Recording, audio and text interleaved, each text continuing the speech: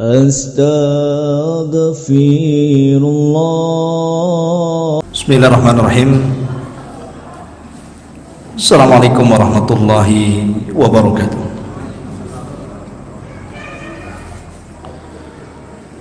Alhamdulillah, salatu wassalamu ala rasulillah wa ala alihi wa sahbihi wa mawalah wa la hawla wa la quwata illa billahi wa ba'du. Qala Allahu azza wa jalla, ya ayyuhalladzina amanu taqullaha haqqa tuqatih wa la tamutunna illa wa antum muslimun, amma ba'du. Ma'asyiral muslimin wal muslimat, saudara dan saudari sekalian yang dimuliakan Allah Subhanahu wa taala. Alhamdulillah, di malam hari ini setelah masjid ini terbangun, baru malam ini perdana kita mengadakan ta'lim ataupun kajian. Insyaallah mungkin kedepannya kita sering rutinkan kajian-kajian seperti ini. Kita undang ustaz-ustaz dari luar, baik kajian malam ataupun mungkin kajian khusus ibu-ibu atau ummahat, supaya masjid ini semakin makmur lagi. Pembahasan di malam hari ini kita akan membahas seputar tanda-tanda menjelang hari kiamat. Ma'asyiral muslimin yang dimuliakan Allah Subhanahu wa taala, kita tahu bahwa salah satu keyakinan seorang muslim adalah beriman adanya rukun iman. Dan salah satu rukun iman itu salah satunya adalah al-iman bil yaumil akhir, beriman dengan adanya hari akhir, bahwa alam ini akan hancur dan ada kehidupan setelah kematian. Dan salah satu beriman kepada hari akhir tentunya pertama beriman dengan kematian, karena kematian itu kiamat kecil. Tidak usah seseorang menunggu kiamat besar untuk binasa. Dengan adanya kiamat kecil, kematian saja, seseorang sudah meninggalkan dunia. Makanya Nabi SAW bersabda, "Idza mata ahadukum qamat qiyamatuhu." Apabila meninggal salah seorang di antara kalian, berarti tegak kiamat kepadanya. Dari sini menunjukkan bahwa kematian itu adalah kiamat kecil dan akan menimpa siapapun. Apalagi di zaman sekarang, ya, di zaman corona ini, kadang yang sehat saja tahu-tahu meninggal. Bahkan tadinya sehat, habis divaksin 3 hari meninggal. Siapa yang tahu? Tetapi kematian itu sebuah kepastian, di mana siapapun pasti akan mengikuti antrian kematian. Tidak hari ini ya besok, tidak besok ya mungkin bulan depan, tahun depan, wallahu a'lam.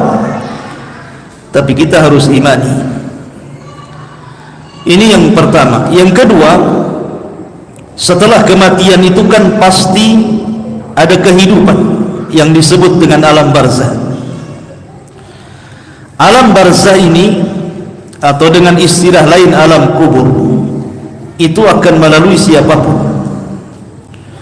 Makanya kenapa Nabi SAW apabila ziarah kubur, selalunya Nabi SAW mengatakan di hadapan para sahabatnya bahwa salah satu hikmah daripada ziarah kubur itu adalah tudzakirukumul akhirah, mengingatkan kita tentang akhirat. Karena di dalam kuburan itu penentuan antara masuk surganya seseorang dan masuk nerakanya seseorang. Makanya Khalifah Utsman bin Affan radhiyallahu anhu kalau diingatkan neraka tidak nangis dia, Tapi kalau diingatkan tentang kuburan, Utsman itu menangis. Sehingga orang-orang bertanya dengan herannya kepada Khalifah Utsman ibn Affan ini, "Ya Khalifah, dzukirtan nar falam tabki." Dikisahkan tentang ngerinya neraka, engkau tidak menangis. Tetapi kalau dikisahkan kepadamu tentang alam kubur, wa tabki, dan engkau menangis. Ada apa ini? Maka Khalifah Utsman ibn Affan radhiyallahu anhu mengatakan, "Wailakum, celaka kalian. Innal qabra hafrun min hufarin nar au raudatun min riyadil jannah." Kata Utsman ibn Affan, celaka kalian, kuburan itu bisa saja seakan melubangi ataupun akan membuat lubang yang mengarah ke neraka, ataupun sebuah taman yang akan mengarah ke surga. Jadi yang menentukan selamat dan tidaknya itu salah satunya alam barzah, dan ini harus kita yakini. Karena banyak orang yang mengingkari adanya kehidupan setelah kematian. Kemudian mereka mengkiaskan dengan kehidupan dunia yang tidak bisa. Contoh umpamanya meletakkan CCTV dalam kuburan, kemudian ditongkrongi komputernya. Katanya ada malaikat mungkar dan nakir yang bertanya, siapa Rabbmu, siapa nabimu, apa agamamu? Ya nggak akan kelihatan. Bagaimana caranya? Perkara gaib dikiaskan kepada perkara tampak, itu tidak bisa dikiaskan. Ya sampai kiamat saja nongkrongi komputer, ya nggak mungkin nampaklah dua malaikat itu. Karena ini bicara tentang gaib. Gaib itu bicara tentang keyakinan, dan keyakinan itu cukup diimani, bukan dibuktikan. Tidak bisa dibuktikan itu. Seperti umpamanya kuburan menyempit, ketika digali tetap saja segitu kuburan itu. Katanya kuburan meluas sejauh mata memandang, ternyata sudah digali ya segitu saja. Jangan kiaskan perkara gaib dengan perkara nyata, tidak ketemu. Karena alam kubur itu bicara tentang keimanan. Cukup beriman sajalah. Ada azab kubur, ada fitnah kubur, ada nikmat kubur, ada himpitan kubur, dan begitu seterusnya. Baru yang ketiga bicara tentang setelah semuanya kiamat dibangkitkan, nanti kita akan dikumpulkan di padang mahsyar. Setelah di padang mahsyar, di sana ada balasan kebaikan dan keburukan, berakhir dengan surga ataupun neraka. Itu salah satu global daripada al-iman bil yaumil akhir. Namanya rukun iman dengan hari akhir. Ada 5: kematian, kemudian alam kubur, padang mahsyar, balasan atau hisab, kemudian terakhir surga dan neraka. Yang ingin saya katakan di malam hari ini, ataupun yang ingin saya jelaskan, adalah tanda-tanda sebelum kiamat didatangkan Allah Azza wa Jalla. Apa tanda-tandanya? Ada tanda-tanda itu yang terjadi di zaman Rasul. Ada tanda-tanda itu yang terjadi di zaman sekarang, dan ada tanda-tanda itu belum terjadi dan akan terjadi di akhir zaman. Kita mulai tanda-tanda yang terjadi di zaman sekarang saja. Kalau dari zaman Rasul terlalu banyak. Saya sebutkan 10 tanda-tanda. Jadi 14 abad yang silam Rasul itu sudah memprediksi akan terjadi ini dan itu. Dan ingat, setiap ucapan Rasul itu wahyu. Tidak mungkin Rasul berdusta. Pasti menjadi sebuah kenyataan. Apa saja? Yang pertama, Nabi SAW bersabda dalam sebuah hadis. Kata Nabi SAW dari hadis Thauban, dan Thauban ini pembantu Rasul. Kata Thauban, dia mengatakan Nabi SAW bersabda, yushikul umamu an tatada'a alaikum kama tada'al akalatu min qas'atiha. Kata Nabi SAW, hampir-hampir umat-umat di luar Islam itu mengepung kalian umat Islam seperti kawanan-kawanan atau orang-orang yang sedang lapar mengepung satu piring yang ada makanannya.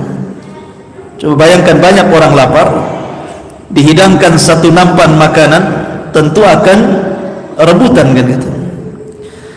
Kata Nabi SAW, kalian akan dikepung seperti itu di akhir zaman. Kalian akan dikepung seperti itu oleh umat-umat di luar kalian. Sahabat heran, sehingga mereka bertanya kepada Nabi SAW, ya Rasulullah, amin qillatun nahnu yawma idzin. Rasul, apakah kami waktu itu sedikit sehingga musuh-musuh bisa mengepung kami semua? Kata Nabi SAW, bal antum yawma idzin kathirun. Bahkan kalian jumlahnya jauh lebih banyak dibandingkan musuh-musuh kalian, tapi kalian dikepung. Tetapi Nabi SAW menyebutkan alasannya kenapa umat Islam sampai kalah, dikepung padahal jumlah umat Islam jauh lebih mayoritas dibandingkan musuh-musuhnya. Kata Nabi SAW, wala yaqdifannallahu fi qulubikumul wahn. Karena Allah Subhanahu wa ta'ala sudah menanamkan pada hati-hati kalian penyakit wahan. Kemudian sahabat bertanya, wa mal wahnu ya Rasul? Wahan itu apa wahai Rasul? Kata Nabi SAW, wahan itu artinya hubbud dunya wa karahiyatul maut, terlampau cinta dunia dan takut kematian. Dua penyakit ini yang menjadikan kekalahan umat Islam di akhir zaman. Ketika orang cinta dunia dan takut kematian, maka akan melemah kekuatan. Makanya Khalid bin Walid ketika perang melawan orang-orang Romawi, bayangkan kaum muslim itu jumlahnya sedikit, sementara orang-orang Romawi itu jumlahnya banyak, berlipat-lipat. Secara logika kaum muslimin kalah, tetapi Allah takdirkan kaum muslimin menang. Kemenangan Khalid ini kemudian ditanya oleh orang-orang Romawi langsung kepada Khalid tentang kunci kemenangan. Khalid, apa sih kunci kemenanganmu? Kenapa kau jumlah sedikit bisa mengalahkan kami kelompok yang banyak? Lihat jawaban Khalid bin Walid. Kata Khalid bin Walid, yang mengatakan, li'annana nuhibbul mauta kama tuhibbul hayat. Karena kami cinta dengan kematian, tapi kalian cinta dengan kehidupan. Kalian cinta hidup, kami cinta mati. Maksudnya ingin mati syahid begitu. Karena salah satu penyebab lemahnya umat Islam ini, kalau sudah cinta dunia, takut mati. Dan dua perkara ini tidak mungkin dipisahkan. Orang kalau sudah cinta dunia pasti takut mati. Makanya kenapa Nabi SAW mengatakan, man ahabba liqa Allah ahabballahu liqa'ah. Siapa yang cinta berjumpa dengan Allah, Allah akan cinta berjumpa dengan dia. Wa man kariha liqa Allah karihallahu liqa'ah. Tapi siapa yang benci berjumpa dengan Allah, Allah benci berjumpa dengan dia. Sahabat heran, maksudnya apa ini? Siapa yang cinta dengan Allah, berjumpa dengan Allah, Allah cinta dengan dia. Siapa yang benci berjumpa dengan Allah, Allah pun benci dengan dia. Maksudnya begini, ikhwan. Orang kalau di dunia menanam sahamnya untuk kehidupan dunia, dihabiskan uangnya untuk membangun rumah, dihabiskan uangnya untuk berpoya-poya, membeli tanah, membeli kekayaan, sehingga tidak ada satupun harta yang disedekahkan. Ketika saat sakaratul maut, dia akan berat meninggalkan rumahnya, akan berat itu. Kenapa? Karena sahamnya ditaruh di dunia. Ketika dia hendak mati itu kepikiran tuh usahanya, rumahnya, bisnisnya, PT-nya, macam-macam itu. Sehingga orang ini akan benci dengan kematian dan tidak mau berjumpa dengan Allah. Tapi kalau seandainya hartanya diinvestasikan untuk akhirat, seperti orang yang membangun masjid, Allah akan bangunkan rumah di sorga. Orang yang kemudian bersedekah akan dibangunkan taman-taman di sorga, dan begitu seterusnya. Ketika dia meninggal dunia, maka dia sangat rindu berjumpa dengan Allah. Kenapa? Karena ingin cepat kembali ke rumah istananya di sorga itu. Disitulah ikhwatu fiddin, ketika orang suka dunia pasti benci kematian. Dan hadis ini ikhwatu fiddin itu sudah terbukti. Sekarang siapa yang menguasai dunia? Orang-orang kafir kan. Yang memegang ekonomi dunia bukan orang Islam, orang kafir. Yang menggunakan sistem-sistem bank-bank ribawiyah siapa? Orang kafir. Jadi umat Islam ini hanya menjadi pelayan saja. Tuannya orang-orang kafir, karena secara umum yang pegang media orang kafir, yang pegang ekonomi orang kafir. Mereka sudah tidak menjajah kita dengan cara senjata lagi, tetapi dengan cara ekonomi tadi. Artinya kita sudah dikepung dari berbagai macam penjuru. Dan kalau seperti ini sangat bahaya sekali, karena akan terjadi pelemahan kepada kaum muslimin. Ini yang pertama. Yang kedua, Nabi SAW bersabda, sayati ala nasi sanawatun khadda'ah yusaddaqu fiha al-kadhib wa yukadzabu fiha as-sadiq wa yu'tamanu fiha al-kha'in wa yukhawwanu fiha al-amin wa yantiku fiha ar-ruwaybidatu qila wa ma ar-ruwaybidatu ya Rasulullah qala ar-rajulu tafi yatakallam fi amri al-ama. Kata Nabi SAW, akan datang zamannya, tahun-tahun yang penuh dengan tipu daya dan kedustaan, di mana orang yang jujur dianggap pendusta, orang pendusta dianggap jujur, orang amanah dianggap khianat, orang khianat dianggap amanah. Kemudian diangkatnya para pemimpin-pemimpin Ruwaibidah. Kemudian ditanya, apa itu Ruwaibidah wahai Rasul? Rasul mengatakan, seseorang laki-laki yang dungu, yang bodoh, tetapi berbicara tentang kemaslahatan manusia. Perhatikan di zaman sekarang, di zaman sekarang, jangankan di zaman sekarang ya, di zaman Umar bin Khattab radhiyallahu anhu, kejujuran itu sudah hampir punah. Ingat ketika saya bercerita tentang seorang wanita penjual susu. Ketika Umar bin Khattab radhiyallahu anhu tengah malam, mungkin bahasa kitanya belusukan lah ya. Karena Madinah itu ketika itu menjadi pusat orang mencari pekerjaan. Sama dengan Jakarta lah gitu ya. Sebelum corona atau zaman dulu itu, dari daerah-daerah itu kan ingin cari mengadu nasib ke Jakarta, sehingga harus tidur di kolong-kolong jembatan, kadang tidur di masjid-masjid, di musola-musola, di pasar-pasar, kadang nggak jelas tidurnya di terminal gitu ya. Lah Umar juga sama. Madinah ini tempat rujukan manusia mencari pekerjaan. Tetapi oleh Umar bin Khattab radhiyallahu anhu itu dibuatkan camp-camp, dibuatkan tenda-tenda. Siapapun yang datang dari daerah-daerah yang hendak datang ke kota Madinah mencari pekerjaan, disediakan tempatnya, dibuat tenda-tenda. Kemudian juga dimasukkan, mungkin bahasa sekarang listrik, terkadang juga makanan-makanan. Jadi suatu ketika Umar ini malam-malam mencoba untuk melihat-lihat rakyatnya. Rupanya jam yang ditentukan bahwa lampu itu harus padam, ada pula satu tenda itu tidak padam, masih nyala gitu ya. Akhirnya kemudian oleh Umar didekati tenda yang masih nyala itu. Rupanya dalam tenda itu ada percakapan seorang ibu dengan seorang gadis. Kata ibu itu, nak, besok kan kita akan jualan air susu nih. Gimana kalau seandainya susu yang kita jual beli ini, biar banyak untungnya, campur saja dengan air, biar nampak banyak gitu kan. Memang kecurangan dalam berdagang itu dari dulu modusnya sama kan, mencampur yang baik dengan yang buruk kan. Cobalah antum beli buah-buahan, kecuali yang jujur ya penjualnya. Kalau yang enggak jujur itu paling kadang-kadang jeruknya yang manis di atas saja gitu ya, yang bawah itu enggak karu-karuan rasanya itu. Ataupun salak dibilang yang atas di salak pondok, yang di bawah mungkin salak gubuk kan gitu ya. Enggak jelas gitu ya.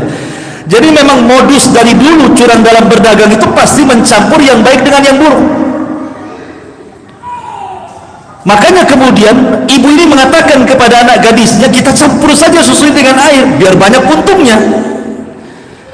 Rupanya anak gadis ini anak gadis yang jujur, yang salehah. Dia menasihati ibunya dan mengatakan, Bu, bukankah Amirul Mukminin Umar bin Khattab melarang tidak boleh curang dalam berdagang? Kata ibunya, Nak, bukankah Amirul Mukminin Umar tidak tahu tentang pencampuran air susu dengan air kita? Kenapa mikirin Umar, katanya. Padahal Umar itu ada di samping tenda itu ya. Tapi anak ini anak cerdas, sekali lagi anak yang saleh. Dia mengatakan, Bu, sekiranya Umar tidak tahu dan tidak melihat kita, ibu yakin gak dengan Rabbnya Umar, dengan Tuhannya Umar itu? Maka Tuhannya Umar melihat kita. Lah Umar bin Khattab ini kan sedang di samping tenda itu, mendengarkan percakapan seorang ibu dan anak ini. Takjub dengan kejujuran anak gadis ini, pulang dia. Keesokan harinya dia kumpulkan anak-anak laki-lakinya, ada Abdullah ibn Umar, ada Qasim ibn Umar, ada Asim ibn Umar. Pokoknya anak laki-lakinya dikumpulkan dan mengatakan, Nak, siapa di antara kalian yang siap menikah? No, di sana ada begitu unggul tuh. Akhirnya kemudian Qasim ibn Umar tegak dan mengatakan, saya wahai Abi. Keesokan harinya lagi Umar membawa Qasim untuk mendatangi tenda ibu yang jual susu itu. Ketika datang, ibu itu pucat. Dikiranya mungkin ada sidak kan gitu ya. Kemudian dia mengatakan, ya Amirul Mukminin, aku tidak curang dalam berdagang. Aku tidak sempat mencampurkan air dengan susu. Dikiranya Umar bin Khattab untuk itu gitu ya. Tetapi tiba-tiba Umar bin Khattab mengatakan, bukan itu yang kumaksud ke sini, tapi saya hendak melamar gadismu. Wah, itu dapat Umar ya, anak Umar orang nomor satu. Maka menikahlah Qasim ibn Umar dengan gadis itu. Lahirlah seorang wanita namanya Laila. Laila bintu Qasim bintu Umar. Dari Laila ini lahir siapa? Umar bin Abdul Aziz. Siapa yang tidak kenal Umar bin Abdul Aziz? Turunan Umar bin Khattab, 2 tahun menjadi khalifah, tidak ada orang miskin di negaranya. Tidak ada khalifah. Persis seperti yang disabdakan Rasul, akan datang zamannya di mana orang yang bersedekah bingung mencari orang miskin yang akan disedekahi. Dan itu terjadi di zaman Umar bin Abdul Aziz. Tidak ada orang miskin, orang bawa sedekah, orang bawa zakat, bingung tuh. Tidak ada orang miskin masalahnya. Oh, kalau sekarang yang miskin lebih banyak dibanding sedekah. Coba saja dari masjid ini besok kita bagi sembako jam 7, mungkin jam 6 udah kumpul di sini ya. Karena ini lebih banyak yang meminta dibandingkan yang memberi. Lah kata para ulama, lihat keberkahan dari kejujuran. Tapi jujur ini kata Rasul, di akhir zaman akan diangkat, sehingga orang dusta dianggap jujur dan orang jujur dianggap pendusta.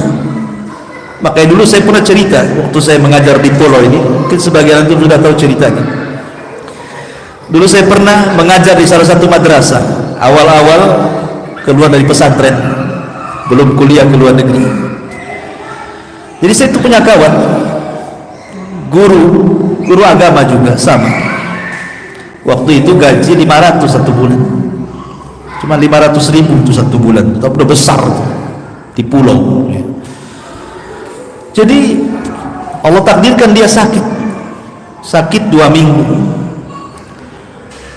kemudian sembuh, masuk 2 minggu, tapi gaji tetap 500 tuh. Setelah kemudian waktu gajian, ya namanya gajian tetap pakai amplop isinya 500 gitu kan. Tiba-tiba dia kembalikan tuh yang 250 itu ke sekolah dan mengatakan, saya kan hanya ngajar 2 minggu, yang 2 minggu saya tidak ngajar walaupun saya sakit.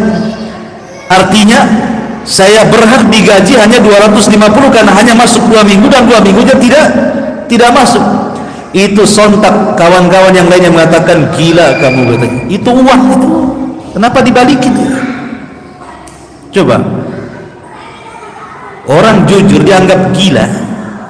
Gila kamu, itu kan uang, katanya. Kan orang jujur dianggap gila tuh namanya. Lah kalau yang jujur dianggap gila gitu, gimana orang gila gitu ya? Dianggap apa lagi? Ya kan? Artinya bahwa Nabi SAW ketika mengatakan bahwa sayati ala nasi sanawatun khadda'at, akan datang di akhir zaman itu tahun-tahun khadda'at, tipu menipu, dan itu sudah terjadi di zaman sekarang kan. Mulai dari ngurus KTP, ngurus SIM, semua udah pakai tipu-tipu, udah main jalur singkat yang penting cepat gitu ya. Masyarul muslimin yang dimuliakan Allah Azza wa Jalla, ini hadis ini sudah terjadi. Ini yang kedua. Yang ketiga, Nabi SAW bersabda dalam hadis Abi Sa'id Al-Khudri radhiyallahu anhu, kata Rasul SAW, la tattabi'anna sunana man kana qablakum shibran bi shibrin wa dhira'an bi dhira'in hatta law dakhalu juhra dabbin la dakhaltum.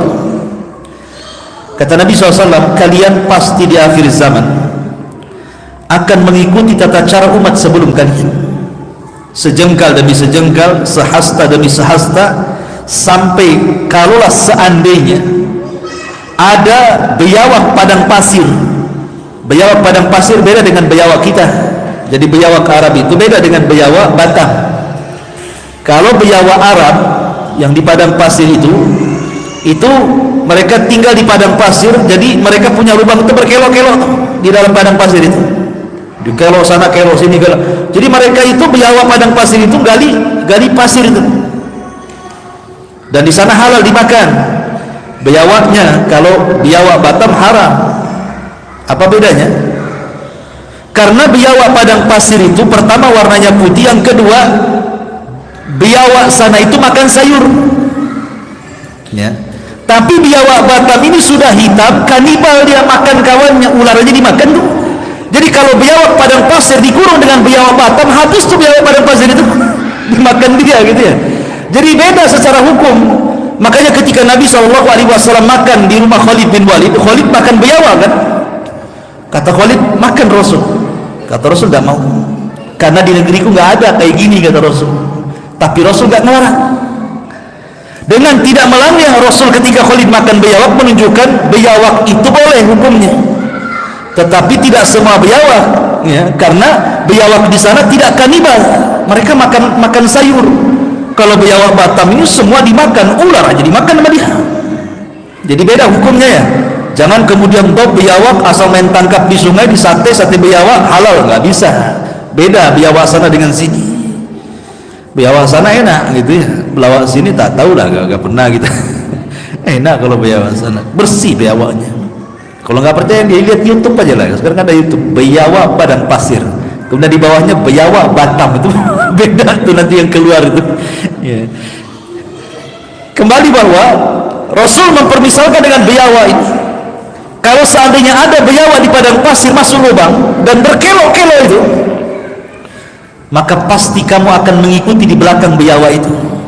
Artinya sesulit apapun adat istiadat buruk orang-orang di luar dari Islam, orang Islam itu pasti akan mengikuti mereka. Pasti akan mengikuti mereka. Mulai dari penampilan, pakaian, gaya, macam-macam. Ketika Rasul ditanya, siapa yang dimaksud umat sebelum kalian wahai Rasul, apakah mereka Yahudi atau Nasrani? Kata Rasul mengatakan, kalau bukan mereka siapa lagi? Artinya di akhir zaman kita ini sedikit demi sedikit akan mengikuti tata cara adat istiadat mereka. Coba lihat anak-anak sekarang. Saya pernah lihat anak-anak pang itu di jalan itu. Anak-anak pang dulu ya, waktu saya masih tinggal di Center Point. Itu karena Palmol itu kan tempat tidurnya anak-anak pang tuh. Sekarang udah nggak ada kan, udah dibangun ya. Jadi kalau pagi itu kadang-kadang mereka ngorek sampah itu cari makan gitu. Jadi saya heran gitu kan, kenapa telinga mereka kok ada tutup botol aqua. Jadi sini ya, lubang dikasihkan tutup botol aqua di sini mereka. Sudah jengger ayam atasnya gitu ya, rambutnya jabrik-jabrik gitu ya, kemudian pelangi hitam putih merah macam-macam tuh. Coba saya bayangkan bagaimana dia membolongi telinganya sampai dimasukkan tutul botol aqua bisa masuk ke lubangnya itu. Gimana caranya itu? Belum lagi dijintik-jintik sininya. Itu kan sakit itu. Ya. Ini tata cara siapa? Umat Islam kan nggak tahu tata cara seperti ini. Artinya walaupun susah ditiru, pasti umat Islam itu akan ikut gitu maksudnya. Walaupun sakit-sakit gitu ya. Walaupun istilahnya harus berkorban gitu, seperti yang ditato itu pakai laser panas itu, mereka bisa loh mau seperti itu ya. Lah itu menunjukkan bahwa sedikit demi sedikit masalah akhlak, masalah ibadah, bahkan masalah akidah pasti kita akan mengikuti tata cara mereka, dan itu sudah terjadi hari ini. Ini nubuah yang ketiga. Nubuah yang keempat, Nabi SAW bersabda, la taqumu sa'ah hatta yaqbidul ilmu wa takthuruz zalazil wa yataqarrabuz zaman wa tadharul fitan wa yaksurul haraju. Qila ya Rasul wa mal haraj? Qala al qatlu. Kata Nabi SAW, tidak mungkin tegak hari kiamat sampai diangkatnya ilmu, kemudian banyaknya gempa, kemudian waktu semakin singkat, kemudian fitnah terjadi di mana-mana, kemudian haraj akan muncul. Sahabat bertanya, Rasul, haraj itu apa? Kata Nabi SAW, haraj itu pembunuhan di mana-mana. Coba perhatikan hadis ini. Pertama diangkat ilmu. Ketika Imam Syafi'i meninggal dunia, Imam Ahmad meninggal dunia, Imam Abu Hanifah meninggal dunia, Imam Ahmad ataupun Imam Malik meninggal dunia, siapa yang bisa menggantikan imam madhab itu? Sampai hari ini tidak ada. Karena kalau presiden mati, besok nih wakilnya jadi presiden. Boleh jadi yang jadi presiden setelahnya lebih hebat dibandingkan sebelumnya. Menteri mati, ada lagi menteri yang baru. Boleh jadi yang baru lebih hebat dibandingkan menteri yang lama. Tapi kalau ulama yang mati, tidak ada ceritanya yang menggantikannya lebih hebat dibandingkan ulama sebelumnya. Sebutkan. Makanya kenapa Nabi mengatakan, mautul alim musibatun la tujbah. Kematian ulama itu musibah yang tidak tergantikan. Kalau pengusaha mati, memang didoakan pengusaha yang lain cepat mati supaya jangan nyaingi dia, kan begitu ya. Tetapi kalau sudah ulama mati, nggak ada penggantinya. Siapa yang bisa menggantikan ulama? Kalaupun ada, ilmunya mungkin di bawah dia. Makanya kenapa kemudian ilmu itu dicabut, bukan ilmunya dicabut ke langit, tapi diwafatkan satu persatu ulama itu. Nah, kalau sudah nggak ada ulama, yang sisa orang jahil lah, kan begitu. Dan ini sudah terjadi. Kemudian yang kedua, taksuruz zalazil, banyaknya gempa di mana-mana. Di negeri kita saja gempa sudah di mana-mana tuh. Di Lombok, di Jogja, macam-macam gitu ya gempa itu. Dan ini tanda-tanda kiamat ketika banyak gempa. Kemudian yataqarabuz zaman. Dalam riwayat yataqarabul aswaq, dekatnya zaman. Dalam riwayat dekatnya pasar. Dulu mungkin saya pengalaman Pak Rahmat atau siapa, Pak Ahyu atau siapalah yang pernah mengalami kecil dulu ya. Rasanya dari pagi ke duhur itu lama banget tuh. Dari duhur ke asar lama, dari asar ke maghrib itu lama banget dulu itu. Tapi sekarang nih tahu-tahu duhur, tahu-tahu asar, tahu-tahu maghrib, tahu-tahu ngaca, sudah berubah pula besok mati. Kan gitu ya. Sekarang ini waktu semakin dekat tuh, nggak terasa. Jalan ke sana dah duhur, pulang dah asar. Itulah namanya yataqarruz zaman. Zaman itu makin dekat, makin dekat, makin dekat, makin pendek. Ya. Dalam riwayat dekatnya pasar. Kalau dulu di desa-desa ke pasar itu pakai angkot tuh, pakai beca, pakai dokar gitu ya. Lama tuh berjam-jam baru sampai pasar. Sekarang tidak perlu ke pasar, handphone COD. Cocok bayar tak, cocok tak bayar. Sekarang dekat di rumah saja, yang jual di rumah, yang beli juga di rumah. Itu tanda-tanda kiamat ini namanya. Tidak perlu ke pasar lagi. Sekarang semua ada di aplikasi itu. Mau beli apa saja ada di sini. Dan itu namanya yataqarabul aswaq, berdekatannya pasar. Tidak perlu ke pasar. Sampai jual kangkung saja ada sekarang di handphone. Beli kangkung satu ikat, atau nyelonong ya depan rumah. Artinya bahwa ini sudah terjadi. Kemudian kata Rasul, wa tadhharul fitan, banyaknya fitnah terlalu banyak. Kemudian haraj itu artinya pembunuhan. Sampai dalam riwayat, sampai-sampai orang yang membunuh tidak tahu kenapa dia bisa membunuh, dan orang yang dibunuh makin bingung kenapa pula bisa dibunuh. Kata Nabi SAW, al-qatil la yadri fi man qatal, wal maqtul la yadri fi man qutil. Orang yang membunuh bingung kenapa sih bisa bunuh dia, dan orang yang dibunuh makin bingung kenapa dia bunuh saya, kan gitu ya. Karena dalam Islam itu membunuh tidak sembarang. Dalam Islam itu kata Nabi SAW, la yahillu damu mri'in muslim illa bi'ihda salasin. Tidak halal darah seorang muslim kecuali 3 perkara.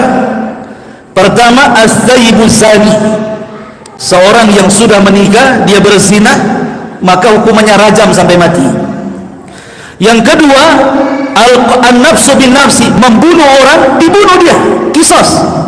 Yang ketiga, orang murtad. Kata Rasul, man baddala dina faqtul, orang yang keluar dari agama dalam Islam dibunuh. Jadi tidak sembarang orang mengeluarkan nyawa orang itu. Tapi hari ini coba, rebutan parkir bunuh-bunuhan, rebutan waris bunuh-bunuhan, rebutan istri bunuh-bunuhan. Semua rebut-rebutan mesti bunuh-bunuhan di zaman sekarang ini. Sampai saya ada kisah nih, ini seorang syekh yang bercerita.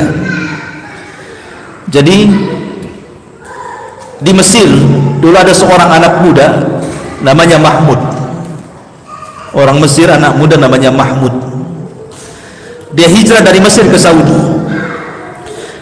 Usianya 15 tahun, tetapi sudah terpengaruh dengan kehidupan bebas, suka mabuk, narkoba, macam-macam. Walaupun di Saudi ada juga yang seperti itu ya. Bukan berarti semuanya karena dekat Ka'bah baik semua, tidak juga. Tetapi kriminalisasi di sini, dikriminalisasi lebih sedikit dibandingkan di sini. Itu saja. Tapi setiap kriminal ada, dan bagusnya di sana kalau maksiat tidak terang-terangan. Kalau kita kan terang-terangan kan, mabok di mana aja, di sana tidak berani terang-terangan, ditangkap, ada hukumannya. Jadi sembunyi-sembunyi. Jadi suatu ketika Mahmud ini, orang Mesir ini, suka pula dengan seorang gadis, namanya usia 15 tahun, ketemu gadis kepujaan dia itu kan luar biasa gitu ya. Lain dengan orang yang sudah 40 pacaran, udah bicaranya kawin aja gitu ya. Tapi yang 15, 20 itu kan kalau pacaran kan memang pacaran gitu ya, ketemu saja, natap saja. Kalau zaman dulu sudah senang, dulu nengok sandalnya udah senang dulu tuh. Kalau zaman sekarang bukan, nggak sandal lagi ditengok, semua ditengok baru senang gitu ya. Kalau dulu baru nengok sandalnya, wah udah tenang gitu ya, lewat saja sebentar udah senang gitu ya. Jadi anak muda ini karena suka dengan gadis itu, akhirnya dia pun kenalan lewat, ya biasa lewat media. Akhirnya dekat-dekat jumpa. Kemudian dia selalu lewat di rumahnya. Jadi dia jadwalkan itu di rumahnya, kapan ada orang tuanya, kapan tidak ada orang tuanya. Maksud dia kalau tidak ada orang tuanya dia ingin masuk menemui gadisnya gitu. Jadi setiap hari dia keker ke rumahnya itu, sampai dia tahu jadwalnya, kapan orang tuanya pergi, kapan orang tuanya datang. Jadi ketika hari di mana orang tuanya dianggapnya pergi karena nampak tidak ada, sepi di rumahnya, nekat dia, nekat ngetuk jendela, kemudian dibukakan oleh gadis itu, nekat pula masuk ke dalam kamarnya. Allah takdirkan, rupanya orang tuanya tidak pergi hari itu. Ketika mendengar sesuatu suara di kamar anak gadisnya, curigalah. Maka ibunya kemudian mendekati kamar itu, dibukanya ada anak muda, menjeritlah kan begitu. Disangka mau ngapa-ngapain sama anaknya gitu ya, atau hendak mencuri, menjerit sejadi-jadinya. Akhirnya karena anak muda ini takut manusia tahu, lari dia ke dapur. Allah takdirkan menemui pisau pula di dapur itu. Tapi ibu ini tetap menjerit. Entah setan apa yang masuk pada si Mahmud ini, tiba-tiba kemudian ditusuk supaya diam itu. Tidak sadar darah keluar, akhirnya mati. Setelah mati, tentu anak gadis pacarnya dia melihat ibunya dibunuh, menjerit juga kan begitu ya. Kalap dia, makin kalap dia. Akhirnya ditusuk juga kekasihnya, mati juga kan gitu ya. Lihat, terkadang syaitan ikhwan, Terkadang orang itu kalau sudah berbuat seperti itu, ini yang berbuat sudah bukan orang lagi, dah setan tuh. Baru setelah orang datang gitu ya, duduk dia nyesel, dia lihat muka pacarnya sudah meninggal, terbayang keluarganya dipermalukan, kemudian terbayang jeruji penjara bagaimana dia harus tinggal di situ, sampai kepada terbayang dia akan dikisos mati dalam satu kejap, merubah seluruh kehidupannya tuh. Terkadang orang membunuh itu mudah saja tuh kan. Walaupun kisahnya Mahmud ini sebenarnya endingnya bagus gitu ya. Diceritakan oleh Syekh itu, jadi ketika dia masuk penjara, jadi dikasih 3 tahun. Semenjak di penjara itu kan dikasih 3 tahun dari hukuman dia, dan dia harus dikisos karena sudah membunuh orang. Dikisos, dia dibunuh. Kan di Saudi itu kan hukum Islam diterapkan di sana, bunuh dibunuh kan itu ya. Jadi kasih waktu 3 tahun ngeringkuk di penjara gitu. Selama 3 tahun itulah dia melihat ada mushaf di penjara, kemudian dia pun tergerak untuk mengambil mushaf itu yang selama ini tidak pernah dipegang. Dia pun berdoa kepada Allah, ya Allah, lembutkan hatiku kepada mushaf Al-Quran yang selama ini aku tinggalkan. Maka sejak itulah dia habiskan untuk menghafal Quran di penjara, dan 1 tahun dia sudah hafal Quran. Kemudian dia habiskan puasa, dengan qiyamul lail, dengan berzikir dalam penjara itu, dalam penyesalannya itu. Sampai pada waktunya ketika kisah sudah mau berlaku gitu kan, semua orang-orang penjara malah mengatakan, semoga surga menunggumu wahai anak muda. Demi Allah, kami semua di penjara tidak ada atau tidak pernah melihat bagaimana seorang anak muda yang ibadahnya seperti dirimu. Akhirnya dia hanya tersenyum, kemudian sampai di kisah. Endingnya bagus gitu.